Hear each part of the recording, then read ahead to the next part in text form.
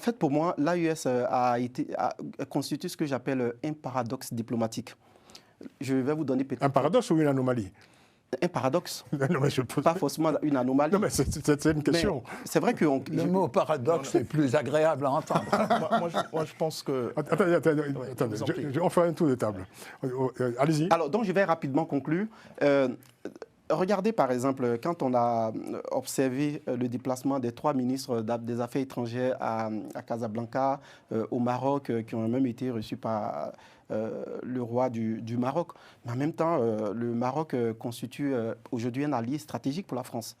Donc, en réalité, dans cette analyse, oui. On ne dit pas que voilà, mes amis sont systématiquement nos ennemis. Donc, c'est pourquoi je parle de cette notion de paradoxe. Et c'est vrai qu'il y a une crise diplomatique qui a été créée depuis la question du drone entre le Mali et l'Algérie.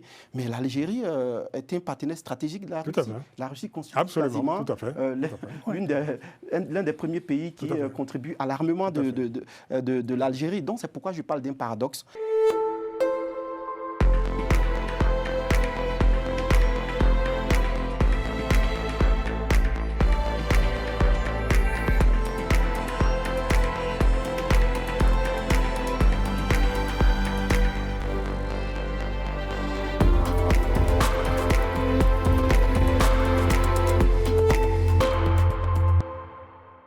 Donc, avec quelques mots sur cet ouvrage que vous avez dirigé, M. Ouattara, Le Sahel, enjeux géopolitiques et stratégiques au XXIe siècle.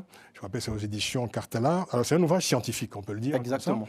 Avec les contributions de plusieurs experts. Au cœur de cet ouvrage, les bouleversements intervenus dans le Sahel depuis le début de ce XXIe siècle et les enjeux auxquels les pays de cette région sont confrontés.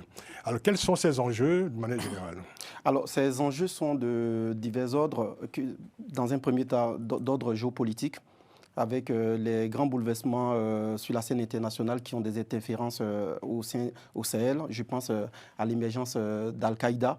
Et après plusieurs phases de mutation, aujourd'hui, le Sahel se présente comme, si vous voulez, l'épicentre du terrorisme mondial. Il y a aussi des enjeux climatiques, parce que le Sahel est considéré comme l'une des zones les plus exposées aux bouleversements climatiques. Et au niveau économique, il y a aussi beaucoup d'enjeux, notamment liés aux ressources stratégiques telles que l'or, l'uranium. Et au niveau social, il y a des phénomènes qui se déroulent au Sahel qui peuvent aussi apporter des éléments d'analyse. Donc concrètement, aujourd'hui, pour moi, le Sahel constitue l'un des laboratoires les plus importants du monde à analyser avec beaucoup plus d'attention, beaucoup plus de connaissances. La preuve, suite à l'intervention en Libye qui avait été dénoncée, sinon totalement déconseillée par les États africains, on n'est pas parvenu à stabiliser. Et aujourd'hui, malgré le déploiement de toutes les forces militaires internationales, que ce soit les États-Unis, que ce soit la France, que ce soit l'Union européenne, que ce soit l'Allemagne, toutes ces forces ont été défaites. Et donc, cela montre en réalité qu'en fait, il y a eu une méconnaissance du théâtre Sahel. Et justement, c'est cette méconnaissance justement qui mène à la situation actuelle. Et donc, je pense que cela aussi pourra faire un lien avec l'actualité qui se déroule en Iran. Alors, enjeux sécuritaires, économiques, politiques, démographiques également. Exactement. Structurels, on pourrait dire. Hein. Totalement. D'accord. Alors, vous parlez essentiellement, pas du Sahel en général, mais du Sahel central particulièrement, il me semble. Hein. D'une manière générale, l'ouvrage porte spécifiquement sur les anciens pays de l'ex-G5 Sahel. Voilà, donc en plus des États de l'AES, on ajoute la Mauritanie et le Tchad. Voilà, mais au-delà de cela, sachez que nous faisons face là à des phénomènes qu'on peut qualifier de phénomènes hybrides, de phénomènes asymétriques, des phénomènes transnationaux. Ou des phénomènes transnationaux justement qui impactent les États côtiers. Donc on ne peut pas exclusivement traiter de la question au Sahel sans justement regarder au niveau du Maghreb, puisque nous savons aujourd'hui que la menace que nous connaissons, que ce soit la menace liée au terrorisme venu de l'Algérie dans un contexte d'année noire en Algérie, mais aussi la forme la plus violente avec le déversement d'armes très sophistiquées venant aussi de la déstabilisation de la Libye et le Boko Haram qui a émergé quasiment dans le bassin du lac Tchad. Donc finalement, le Sahel est une zone qui subit les contre-coups des différents chocs systémiques. Et aujourd'hui, dans le cadre de la guerre en Ukraine, on voit clairement que cette guerre aussi s'est totalement exporter vers le Sahel et la Russie dans sa dynamique d'alliance, de recherche de nouveaux acteurs sur la scène internationale, a aussi intelligemment exploité les erreurs que ce soit de l'ancienne puissance coloniale, que ce soit aussi globalement du bloc occidental pour intelligemment s'implanter au Sahel. Et la Chine a aussi massifié ses investissements, la Turquie. Donc, concrètement, le Sahel est aujourd'hui, malheureusement, du fait des différentes crises, on a tendance à oublier, mais le Sahel est encore au cœur de l'actualité. Et donc, il est vraiment important de s'intéresser au Sahel si on veut penser la stabilité du monde, si on veut penser la stabilité de l'Afrique. Et puis, il y a eu les crises, évidemment, politiques qui ont entraîné les coups d'État. Donc, il y a eu ce coup d'État, je dirais presque initial, comme un tournant, celui du Mali, il y a 5 ans déjà, suivi de coup d'État au Burkina Faso, coup d'État au Niger. Pourquoi, je veux dire, dans cet espace géographique, les crises politiques qu'on a pu voir ailleurs d'ailleurs, ont entraîné, je dirais, ce genre de fracture dans l'ordre constitutionnel, davantage qu'ailleurs. Et quel regard vous portez aujourd'hui, 5 ans après le coup d'État au Mali, sur la situation de manière générale de ces pays-là? Alors, il faut dire que ce sont des crises qui viennent d'extrêmement loin. Et c'est justement, je parlais en réalité de méconnaissance. Donc, on a quand même des puissances occidentales qui sont sur la scène internationale, souvent qui donnent des leçons. Je parlais tout à l'heure du cas de la Libye, où finalement on avait des conseillers et, à l'initiative de la France de Sarkozy, on a eu à faire une intervention très malheureuse. On continue encore d'en subir les conséquences. Donc au Sahel, justement, que ce soit dans l'histoire, mais je vous rappelle que la première insurrection qu'on peut qualifier d'insurrection djihadiste, avec en tout cas beaucoup de différences par rapport au djihadisme extrémiste violent que nous voyons, la première insurrection djihadiste au Sahel intervient quasiment dans les années 1630. Voilà. Et donc, concrètement, quand on parle de notion même de djihad, on n'a pas la même connotation qu'on soit en Occident ou qu'on soit là-bas. Je pensais un peu au califat de Sokoto, qui a duré quasiment plus d'un siècle, de 1804 jusqu'à 1904, avec l'avènement de l'empire colonial britannique dans la zone pour justement balayer. Donc, ça a été en réalité une parenthèse.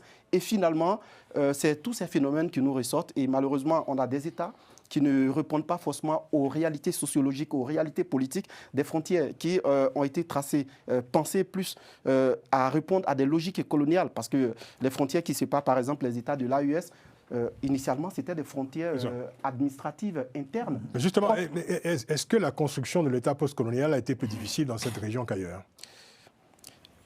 Pas totalement, mais cette région demeure une région quand même extrêmement singulière en Afrique.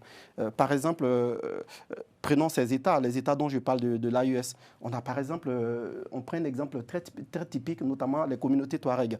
Les communautés Touareg ont été partagées. Bon, je qualifie un peu de Kurdes, c'est des raccourcis, mais il y a quand même beaucoup. Non, il y a de liens. Voilà.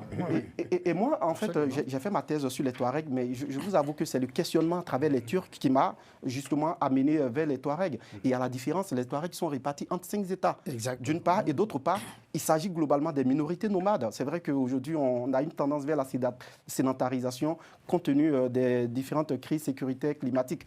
Mais concrètement, ce n'est pas des facteurs qui ont contribué à la stabilisation, d'une part. Et d'autre part, le Sahel est une zone de transition climatique, de transition humaine, de transition végétale. Et donc, cela fait que nous sommes là face à un espace qui demeure totalement exceptionnel pour le cas de l'Afrique. Et donc, tous ces facteurs contribuent à faire en sorte que le Sahel, finalement, demeure, on soit face à des États fragiles qui soient totalement différents des autres, d'une part. Et d'autre part, ce que je voudrais ajouter, c'est que n'oublions pas, c'est vrai que le temps ne permet pas de faire un retour dans l'histoire depuis l'émergence des grands empires précoloniaux, mais quand on vient, par exemple, on peut essayer de recentrer le débat vers les années 1980, 1990, où on a les plans d'ajustement structurel. Et c'est quoi ces plans d'ajustement structurel? On a des États, Francis. Même lors de l'Empire malien, par exemple, il y avait déjà un empire qui était structuré administrativement. Exactement. Par exemple, quand on prend à l'UNESCO, on a un patrimoine immatériel de l'UNESCO, qui voilà, la charte du Manding, qui a été l'une des premières constitutions au XIIIe siècle, qui parle des droits de l'homme longtemps avant. Donc, c'est des territoires qui ont une histoire, qui ont une profondeur historique, justement, qui n'ont pas été considérés. Donc, pour revenir à mon propos, en parlant des États actuels, donc, les plans d'ajustement structurel demandent aux États, finalement, finalement, on considère que l'État est un mauvais investisseur. Donc, on va demander aux États, finalement, de confier la gestion, si vous voulez, d'éviter maintenant d'investir dans des infrastructures stratégiques telles que l'éducation, la santé, la sécurité. Alors donc, des États qui ont 30 ans, qui n'ont pas du tout d'infrastructure, on leur demande finalement d'arrêter d'investir dans ces domaines stratégiques. Donc, si on a dans ces pays le système universitaire, le système éducatif, le système sécurité, les dispositifs, si vous voulez, qu'on soit avec l'armée ou qu'on soit au niveau des infrastructures de base, donc ces éléments ont contribué à fragiliser. Donc, pour conclure mon propos, il y a aussi eu une ingérence étrangère qui a fait que finalement, les Sahéliens eux-mêmes n'ont pas pu penser leurs États et l'adapter aux réels besoins, aux réels enjeux locaux. On va arriver à l'actualité. Maître Jean-Paul Benoît, vous avez beaucoup de choses à dire, mais on va y arriver. On va faire ensuite un focal sur l'actualité. Mais on va y arriver.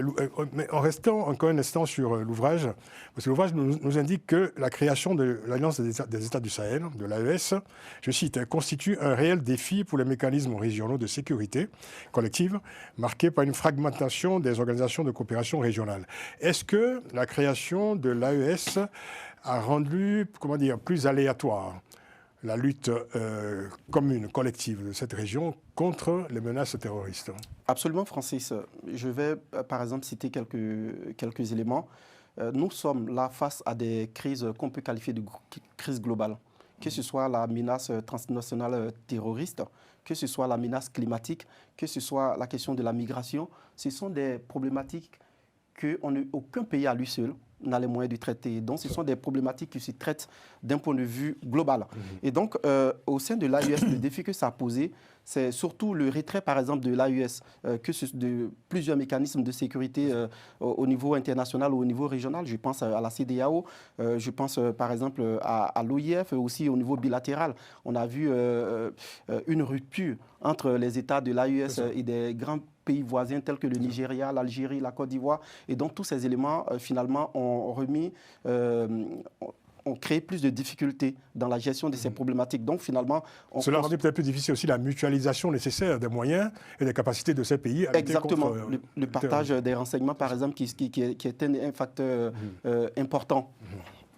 Alors, un mot. Donc, on va parler à présent des évolutions observées depuis quelques semaines dans la politique des relations extérieures des pays de l'AES. Alors, il y a le rapprochement avec l'Algérie, on a vu ça récemment, le retour des États-Unis et aussi une reprise de dialogue avec certaines instances de l'Union européenne. Est-ce qu'on peut parler d'un tournant quand on sait que les régimes de l'AES ont fondé leur politique sur le rejet de tout partenariat avec les pays qualifiés d'occidentaux? Alors, je pense que l'AES, à l'instar de toute organisation humaine, est aussi en apprentissage et en réalité à l'école de la diplomatie internationale. Et donc, il y avait une certaine euphorie qui avait aussi animé les dirigeants de l'AES, pensant qu'en se refermant, en se recentrant, ils pourraient peut-être engranger des résultats stratégiques. Mais aujourd'hui, le résultat est quand même extrêmement mitigé. J'en veux pour preuve les attaques, que ce soit à Tito au Burkina Faso, que ce soit à Titao, que ce soit à l'aéroport de Niamey. Donc, tous ces éléments ont clairement démontré que finalement, il y a un vide de sécurité qui a été créé et que malgré la présence des Russes, on n'arrive pas finalement à coordonner de manière stratégique la lutte. C'est fini le huis clos avec la Russie, le huis clos diplomatique avec la Russie? Je ne pense pas, mais concrètement, pour ce qu'on voit... Le huis clos a explosé des faits. Non, oui, parce que d'abord, il y a le rapprochement avec l'Algérie, j'en parlais, qui était symbolisé par le récent déplacement du chef de la junte nigérienne à Alger. Oui. Signature entre les États-Unis et le Burkina Faso d'un partenariat de 147 millions de dollars dans le secteur de la santé. Un accord de coopération sanitaire d'un montant de 100 milliards de francs CFA entre le Niger et les États-Unis. Et récemment, cette déclaration très commentée du lieutenant général John Brennan, du commandement américain pour l'Afrique, qui a indiqué que, je le cite, les États-Unis collaborent toujours avec les armées des 3 pays de l'AES. Voilà, donc là, on voit quand même, je dirais, en tout cas une révision, je dirais, du postulat initial idéologique de l'AES. Mais à regarder au fond, en réalité, ce n'est pas une remise en question. Il y a, en fait, c'est une évolution, c'est une relecture, je dirais, de l'itinéraire, de la trajectoire de l'AES. En fait, pour moi, l'AES a constitué ce que j'appelle un paradoxe diplomatique. Je vais vous donner peut-être Un paradoxe ou une anomalie? un paradoxe, Non, mais je pose... pas forcément une anomalie. Non, mais c'est une question. C'est vrai que... Le mot paradoxe est plus agréable à entendre. moi, je pense que... Attendez, vous en prie. on fait un tour de table. Allez-y. Alors, donc, je vais rapidement conclure. Regardez, par exemple, quand on a observé le déplacement des 3 ministres des Affaires étrangères à Casablanca, au Maroc, qui ont même été reçus par le roi du Maroc. Mais en même temps, le Maroc constitue aujourd'hui un allié stratégique pour la France. Donc, en réalité, dans cette analyse, Oui. on ne dit pas que mes amis sont systématiquement nos ennemis. Donc, c'est pourquoi je parle de cette notion de paradoxe. Et c'est vrai qu'il y a une crise diplomatique qui a été créée depuis la question du drone entre le Mali et l'Algérie. Mais l'Algérie est un partenaire stratégique de la Russie. Tout à fait. La Russie constitue Absolument, quasiment tout à fait. l'un des premiers pays qui contribue à l'armement de l'Algérie. Donc, c'est pourquoi je parle d'un paradoxe. Et effectivement, bon, voilà. Si on ajoute les nouveaux partenaires qui sont aujourd'hui, qui sont sur place, si je puis dire, qui sont présents dans cet espace, je pense à la Turquie, je pense aux Émirats arabes unis, la Chine, évidemment. Et l'Italie aussi a des forces encore présentes. L'Italie n'est jamais partie d'ailleurs. L'Italie a ses forces encore. Elle est restée très discrète. Totalement. Elle est restée discrètement sur place, évidemment. On parle également de l'Iran, bien entendu. Est-ce qu'on peut dire que finalement, les pays de l'AES sont en train de renouer avec le principe, disons, ordinaire pour les pays africains aujourd'hui, de la diversification des partenariats, tout simplement? C'est incontournable, c'est important pour tout État. Et tout État doit pouvoir avoir la capacité justement de nouer des partenariats stratégiques en fonction de ses besoins. Et je pense que c'est cette leçon que l'AES comprend et c'est une bonne chose qu'on assiste à cette évolution. On sort du discours pour entrer, je veux dire, dans le pragmatisme diplomatique? Exactement, et dans le pragmatisme aussi, dans le pragmatisme économique aussi, donc c'est nécessaire. On a passé, vous parliez tantôt du Mali, où le premier coup d'État intervient en 2020, ensuite 2021, le coup d'État dans le coup d'État, ensuite au Burkina Faso, on enchaîne de 2000 à quasiment 2022, au Niger en 2023. Donc on s'est renfermé, il y a eu un bilan. Il n'y a pas eu forcément une amélioration significative de la situation économique ou de la situation sécuritaire. Donc, il est aussi important aujourd'hui d'évoluer dans sa doctrine. Par exemple, on parle de l'Algérie. L'Algérie aussi a compris qu'elle était en train de dériver vers un isolement important, majeur. Voilà, parce que je vous rappelle que les États de l'AES, en particulier le Mali, et le Niger ont quasiment plus de 2300 km de frontières avec l'Algérie. Donc c'est considérable, même pour la sécurité de l'Algérie d'une part, et d'autre part, le fait d'avoir une exportation de la guerre de l'Ukraine à ses frontières, un déploiement militaire de la Turquie ou encore de la Russie, c'est un facteur aussi qui constitue une menace pour l'Algérie. Et donc pour tout le monde dans la région, il est aussi important, et même pour la sécurité énergétique, le projet de gazoduc aussi est un élément, un facteur important qui fera de l'Algérie un carrefour énergétique. Ladi Ouattara, on va faire un tour de table tout de suite. Maître Jean-Paul Benoît? Oui, moi je suis d'accord sur l'essentiel de ce qui vient d'être dit. D'abord, cette région que j'ai eu à connaître en négociant sur le prix de l'uranium quand j'étais au ministère de la Coopération. Ah, c'était vous? Au début. J'ai augmenté le prix d'achat de l'uranium. N'est-ce pas? La France a payé davantage. Oui. Donc je suis d'accord avec cette analyse globale. C'est vrai que ces pays sont une sorte de laboratoire, et vous l'avez dit, de toutes les crises. Une crise sociale, une crise politique, une crise énergétique et une crise globale diplomatique. Et il se passe ce qui se passe dans la plupart de ces processus où il y a des coups d'État militaires, on prend le pouvoir, on dit on va tout changer, et le principe de réalité est là. On s'aperçoit que le djihadisme et Al-Qaïda sont toujours présents. On s'aperçoit qu'on a 1200 km de frontière avec l'Algérie. Et on s'aperçoit que finalement, on est obligé, tout État est obligé de gouverner à la fois à partir de ses principes et avec le principe de réalité. Donc le principe de réalité pour cet État, c'était sortir d'une sorte d'isolement total dans lequel ils s'étaient mis eux-mêmes. Donc on renoue pas directement avec la France, et c'est une forme d'échec de la politique française, mais ça c'est un autre sujet. On renoue avec un certain nombre de partenaires qui n'étaient pas totalement partis. Les Américains ne sont jamais totalement partis. On citait l'Europe, l'Italie a été habile dans la gestion de ces relations. Elle a conservé une présence quasi clandestine. Oui, parce qu'elle est discrète. Quand la France est présente, et surtout avec notre cher président, je sais pas. Quand la France est présente, elle veut le claironner trop fort. Donc ça gêne tout le monde. C'est l'Afrique selon Mélanie. Oui, l'Afrique selon Mélanie, c'est d'abord l'Afrique. Tandis qu'avec Macron, l'Afrique selon la France, c'est d'abord la France et peut-être après l'Afrique. Oui. Donc, moi, je salue cette nouvelle approche. Je pense que c'est l'intérêt de ces pays de renouer avec leurs partenaires, et notamment avec l'Union européenne, si on ne veut pas renouer directement avec la France tout de suite. Écoutez, c'est dommage, je viens d'écouter Honorable qui considère l'Afrique comme étant, après plus de 6 décennies d'indépendance, comme étant toujours un laboratoire. Comme l'appelait l'honorable, c'est un avocat. Disons, vous avez été, je pense qu'il a été député. Il a été député. Il est toujours député, honorable. Il garde. J'ai jamais dit ce que vous traduisez mal ce que j'ai dit. Là. Si je vous ai écouté, vous avez parlé sous forme de regret, en disant que l'Afrique est toujours considérée comme... Non, c'est Ouattara qui a dit que l'AES, c'est un laboratoire. Bon, bref, je voudrais, si je me suis trompé, c'est pas grave, mais je pense que c'est quand même regrettable de toujours considérer ce continent comme étant un laboratoire pour les puissances internationales. Aujourd'hui, nous assistons à quoi? On assiste à une...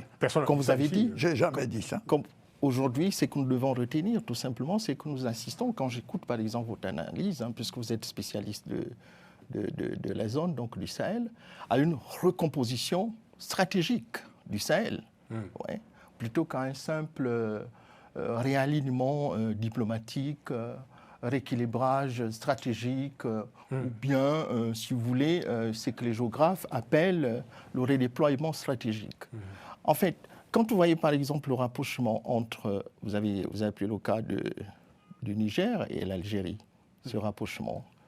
Du côté de l'Algérie. Plus une forme de réconciliation entre l'Algérie et puis les pays de l'AES, parce qu'il y a eu de grosses fâcheries avec le Mali notamment. Mais bon, cela étant, M. Tiani était parti pour représenter en quelque sorte l'AES et renouer les liens entre l'Algérie et ces 3 pays ici. C'est bien ça. Oui, mais ce rapprochement, en fait, vous confirmez? Pas forcément avec les 3 pays, c'est vrai. Enfin, en tout cas, l'Algérie a émis le souhait d'un rapprochement avec les 3 pays à l'aune de la visite de M. Tiani. Oui, normalement, avec l'Algérie, les relations viennent de très loin. Pensez à ce qu'on appelait le CEMOG, qui est le comité d'état-major opérationnel, qui existait justement qui a été créé en 2010, basé à Tamaracet, qui justement avait pour vocation de faire face aux enjeux d'instabilité qui se développait dans la région. Donc, en réalité, il y a une relation très stratégique entre l'Algérie et ces différents pays. Et donc, ce qui se passe, c'est vrai qu'on parle vraiment d'un retour là à une certaine forme de réalisme. Au départ, suite à l'affaire du drone, le Burkina Faso et le Niger se sont systématiquement, par confraternité confédérale, associés à l'Algérie pour justement rompre les relations diplomatiques. Mais à ce jour... Ils sont associés au Mali. Bah oui, parce que la crise est survenue avec le Mali à la frontière. Alors donc aujourd'hui, on constate que le ministre d'État, c'est un ministre d'État des hydrocarbures et des mines de l'Algérie, a effectué un voyage au Burkina. Sachez que c'est un domaine qui est quand même très important pour le Burkina, qui fait à peu près plus de 74% des produits d'exportation du Burkina. Et donc, on voit un réchauffement, notamment d'un point de vue économique, avec le Burkina Faso et avec le Niger. Mais cependant, du côté du Mali, pour l'instant, on n'a pas encore de prise de position officielle pour dire que le général Tiani a effectué une visite au nom de l'AES pour l'instant. Non, moi j'ai, excuse-moi Francis, par rapport au rapprochement entre l'Algérie et le Niger, ce rapprochement répond d'abord à une stratégie, si vous voulez donc, sécuritaire. Il faut préciser aussi une stratégie à l'intérieur de ce rapprochement, une stratégie énergétique. Vous voyez, sécuritaire, pourquoi? Parce que l'Algérie, qu'est-ce que l'Algérie? L'Algérie veut, en fait, sécuriser, si vous voulez, son espace qui est menacé par le terrorisme transfrontalier. Ça, c'est pas nouveau. Qui est là. Donc, et puis, à côté de ce rapprochement, vous avez aussi ce que l'Algérie veut faire. N'oubliez pas qu'il y a des projets qui existent. Par exemple, j'ai vu en fouillant le projet, par exemple, sur le gazoduc transsaharien, il faut le préciser, qui va relier donc, la partie depuis le Nigeria jusqu'à la zone méditerranéenne. Donc vous avez, si vous voulez, donc ces stratégies. Concernant les États-Unis, des intérêts communs. Oui, ce sont des intérêts communs. Oui, tout à fait. Intérêts communs, c'est normal. Oui, mais il faut le préciser que c'est sécuritaire, mais c'est énergétique aussi. On assiste là, une sorte de... C'est la diplomatie ordinaire. L'énergie est un élément majeur de la sécurité.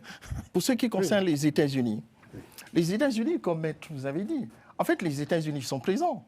Ils sont toujours dans la région, mais ils viennent juste ajuster leur positionnement.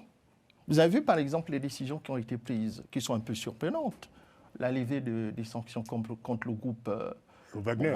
Wagner, vous voyez. Donc, ce sont des stratégies qui existent. Les États-Unis sont là pour, en fait, ils sont dans une situation de ce qu'ils utilisent, le pragmatisme. N'oubliez pas que ceux qui sont... Le fait, ce qui est nouveau, c'est que ces pays comme le Burkina Faso, le Niger, renouent officiellement avec les États-Unis, sur la base d'accords, qui sont des accords aujourd'hui officiellement conclus, et absolument... mais la question qu'on peut se poser, est-ce qu'il y a eu vraiment une rupture au niveau des institutions avec les trois pays? Il y a eu quand même le renvoi... Est-ce qu'il n'y avait pas une diplomatie sous-marine souterraine? Est-ce qu'il n'y avait pas cette diplomatie qui existait? Et puis, il ne faut pas oublier que l'administration états-unienne, aujourd'hui, vous me permettez l'expression, elle est dirigée par des businessmen. Oui, d'accord. Ils voient d'abord leurs intérêts économiques. Vous avez évoqué, par exemple, qui est perdant dans tout ça? C'est la France. La France qui était la centralité, qui était dans une situation de centralité, qui avait une influence. Aujourd'hui, les Américains, quand ils viennent, mais vous me permettez l'expression, ce sont des expressions qu'on utilise dans des quartiers en Afrique, mais ils s'en foutent complètement de la France aujourd'hui. C'est la France qui est perdante. Les Américains viennent avec une stratégie d'abord de penser à leurs intérêts. Voilà. Vous allez conclure, Alfred. Oui. Alors, les États-Unis n'ont pas le poids de la colonisation. N'est-ce pas? Oui. Alors, non, même s'ils ont, tout à fait, ils ont défendu. Oui, ce que je voudrais dire, c'est que dans l'histoire. La zone sahélo-saharienne, c'est la zone intermédiaire, justement, entre l'Afrique au sud du Sahara et l'Afrique septentrionale du Nord. D'accord? Et il y a toujours eu ces relations entre ces pays-là. Ça, c'est une première remarque. Où je vais en venir? D'abord, il y a la charte de Liptako-Gourma qui a été signée entre les trois pays de l'AES pour constituer justement la confédération. Que dit la charte? Au départ, c'était la question sécuritaire. Pour dire, nous allons lutter ensemble pour stabiliser la région contre le djihadisme.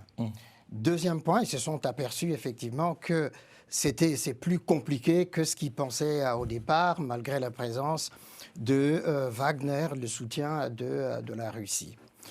Ensuite, ils ont compris qu'il faut sortir du face-à-face entre eux et les djihadistes. À l'intérieur de chacun de ces États, donc, cet enjeu économique qui a été évoqué. Et dans cet enjeu économique, il y a au moins un des trois pays de l'AES qui est dans une situation particulière, c'est le Niger, qui a de l'uranium, mais qui a aussi du pétrole. Les Chinois, avec l'oléoduc qui va jusqu'au Bénin. Et qui a aussi Al-Qaïda sur son territoire. Exactement. Et l'État islamique. Et l'État islamique, entre autres. Voilà. Et les tensions entre le Niger et le Bénin. Au fond, l'Algérie offre une forme d'exutoire. Ce que avait tenté à un certain moment Faure et Adema Gnassingbé et Sozimna. Président du Togo, enfin, pardon. Président du Conseil. Voilà. Pour dire, bon, évidemment, comme ce sont... d'appellation. Et ça, il faut pas l'oublier, ce sont 3 pays très enclavés. Il faut conclure, Alfred. Oui, pays très enclavés. Et donc, qui dépendent, et ça, les dirigeants ont oublié, cette question de l'interdépendance entre les États de l'AES et de la région. Et donc, au fond, aujourd'hui, il y a là la réelle politique qui revient. Ils comprennent déjà aussi que, la Russie, c'est bien de soutenir militairement, ça c'est la vieille politique de la Russie, même dans les années 60, mais que c'est encore mieux si on a des ouvertures économiques qui vont permettre de sous-tendre les politiques souverainistes que ces 3 pays de l'AES ils ne veulent pas un tête-à-tête exclusif avec la Russie, surtout. De mettre en place, justement, vis-à-vis de leur population, puisque le discours sécuritaire a montré ses limites. On va conclure donc là-dessus. Est-ce que finalement le vrai problème aujourd'hui pour cette région n'est pas cette fragmentation, je dirais, des organisations régionales, en fait, surtout de la CEDEAO, parce que voilà, cela réduit les capacités d'action de toute une région, alors que bon, pendant très longtemps, la CEDEAO a été présentée quand même comme une organisation plutôt, disons, bien avancée en termes d'intégration régionale. La CEDEAO a toujours été présentée toujours comme un modèle en termes d'intégration régionale. Pensez à l'espace de libre-échange de la CEDEAO qui existe avant même la mise en place de l'espace de libre-échange en Europe. Et donc la CEDEAO a quand même beaucoup d'avancées, beaucoup d'acquis, mais compte tenu de la nature de la crise qui a touché les États du Sahel, qui était vraiment une crise extrêmement nouvelle, la CEDEAO n'a pas pu adopter ou avoir une approche bien adaptée à la situation. Et donc, elle est sortie du cadre de ces textes en sanctionnant de manière exagérée, dans un premier temps le Mali et ensuite en menaçant d'intervention militaire au Niger. Donc ce n'était pas la première fois que la CEDEAO prenait ce type de mesures quand même vis-à-vis de putschistes dans la région. Oui, c'était... La Côte d'Ivoire s'en souvient, la Gambie s'en souvient également. Enfin, la CEDEAO prend des mesures, mais elle ne les applique pas toujours. Justement, c'est un peu... Elle les a appliquées parfois. Parfois. Y compris des mesures assez drastiques. Hein. Oui, c'est un peu comme actuellement l'exemple de la force en attente de la CEDEAO. C'est ça. Parce que c'est une actualité qui date en réalité depuis 2004. On peut en dire autant pour la force en attente de l'Union africaine, pour aller encore plus haut. Exactement. On l'attend toujours. Voilà. Merci Ladji Karamoko Ouattara, vous restez avec nous. Hein. Je rappelle le titre de l'ouvrage, Le Sahel, enjeux géopolitiques et stratégiques au XXIe siècle. C'est aux éditions Cartala.